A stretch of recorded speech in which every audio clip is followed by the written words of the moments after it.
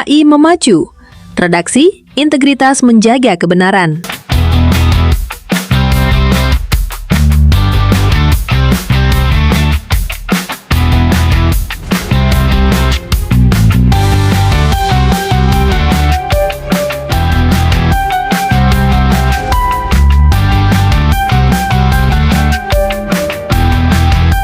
Kecerdasan buatan bukan lonceng kematian bagi profesi wartawan. AI justru membuka ruang kerja baru, mempercepat produksi berita, dan memperluas distribusi informasi.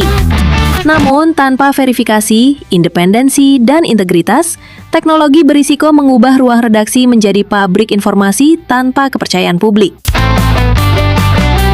Pesan tersebut disampaikan wartawan senior Dr. Haji Bambang Sadono, SH, MH, dalam Seminar Nasional Jurnalistik 2026 bertema Profesi Wartawan di Era Digital dan AI di Aula Kampus Tikom Semarang, Minggu 21 Juni 2026.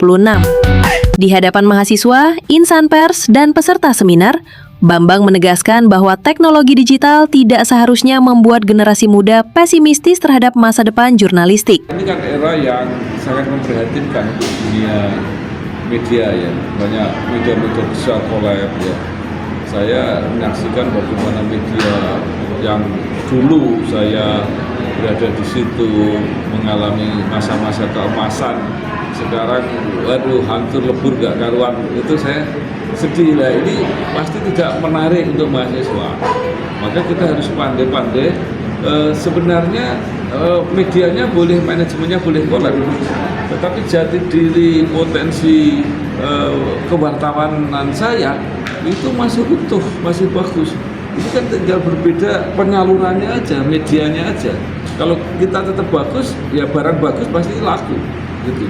Itu media itu kan kayak apa ya, agen gitu, etalase untuk menjual. Yang dijual kan dagangan penulis-penulis itu kan. Era digital justru membuka semakin banyak peluang bagi mereka yang mau belajar dan beradaptasi. Menurut Bambang, wartawan masa depan tidak cukup hanya mampu menulis berita.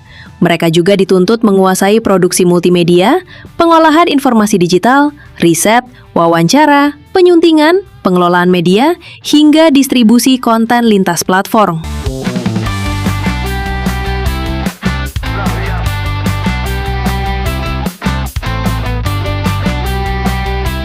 Kemampuan menulis tetap menjadi fondasi utama. Media boleh berubah, tetapi kebutuhan terhadap informasi yang akurat, tajam, dan mudah dipahami tidak akan hilang. Kalau yang tidak bisa memanfaatkan itu ya kayak didekte, jadi bahwa karya-karyanya itu akan apa ya, akan seragam gitu, artinya semua sama.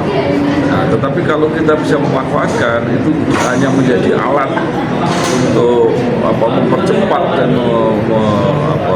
memperkaya produksi. Itu akan lebih baik, tapi kita harus menambahkan kekhasan atau hal-hal yang spesifik dari kita sendiri. Nah, itu tentu akan menjadi lebih sempurna. Ini potensi yang sangat luar biasa, baik untuk mencari data maupun untuk mempercepat komunikasi. Kecenderungan sendiri, artinya ini melemahkan atau justru malah meng-upgrade? Ya tergantung kalau kita pintar-pintar memanfaatkan.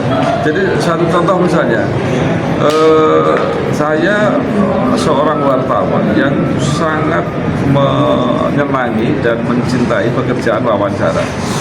Bayangkan kalau tidak ada teknologi digital, itu untuk datang aja biayanya udah berapa, mahal. Nah, sekarang saya dengan duduk di kantor saya bisa wawancara dengan tokoh-tokoh di Jakarta, bisa dengan orang di luar negeri. Itu saya cuma duduk aja di situ. Nah, ini menghemat biaya yang sangat luar biasa. Karyawan saya sebagian itu tidak di kantor. Ini kan mengurangi space kantor. Ya. Penulis-penulis saya ada yang di Solo, ada yang di Jogja, editor saya di Surabaya. Jadi udah, sebenarnya ini luar biasa. Dan tergantung kita bisa memanfaatkan, biaya menjadi murah sekali. Jadilah penulis hebat di media cetak, media daring, maupun buku. Kemampuan menulis akan selalu dibutuhkan. Menurut saya teman-teman itu harus memanfaatkan ekosistem komunikasi sekarang ini sebaik-baiknya untuk meningkatkan karya. Jangan justru menjadi itu memperlemah profesi ini. Saya melihat AI dapat membantu wartawan melakukan transkripsi, penerjemahan, pencarian data, penyuntingan awal hingga mempercepat produksi konten. Namun, hasil kerja mesin tetap harus berada dalam kendali manusia. Sebab, AI dapat menghasilkan informasi keliru, konteks yang menyimpang, kutipan tidak otentik, serta bias algoritmik apabila digunakan tanpa pemeriksaan editorial. Teknologi dapat membuat pekerjaan lebih cepat, tetapi akurasi, verifikasi, independensi, dan tanggung jawab tetap harus menjadi fondasi utama.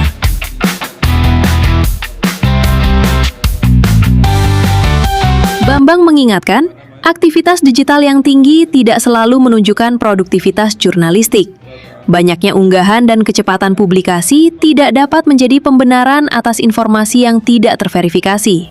Di tengah banjir konten, wartawan profesional justru semakin dibutuhkan untuk menyaring fakta, menguji informasi, membaca kepentingan tersembunyi, dan memberikan konteks kepada masyarakat.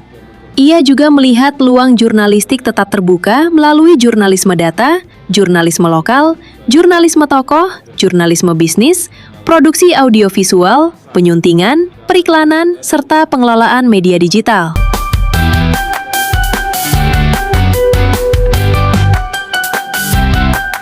Transformasi teknologi tidak harus dilawan, tetapi harus dikuasai secara kritis. Wartawan yang hanya mengandalkan kecepatan akan mudah digantikan mesin. Namun, wartawan yang memiliki gagasan, kompetensi, keberanian, dan integritas akan tetap dibutuhkan.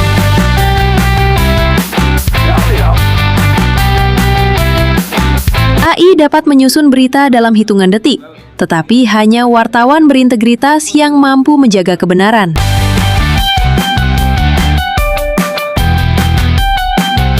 Teknologi boleh mengubah ruang redaksi, tetapi kepercayaan publik tetap ditentukan oleh manusia di balik berita.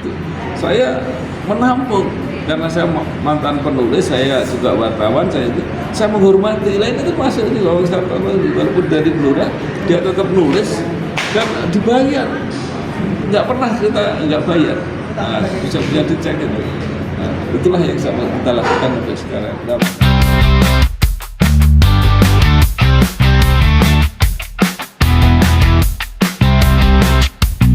Dari Kota Semarang, Bangsar Galaxy TV melaporkan.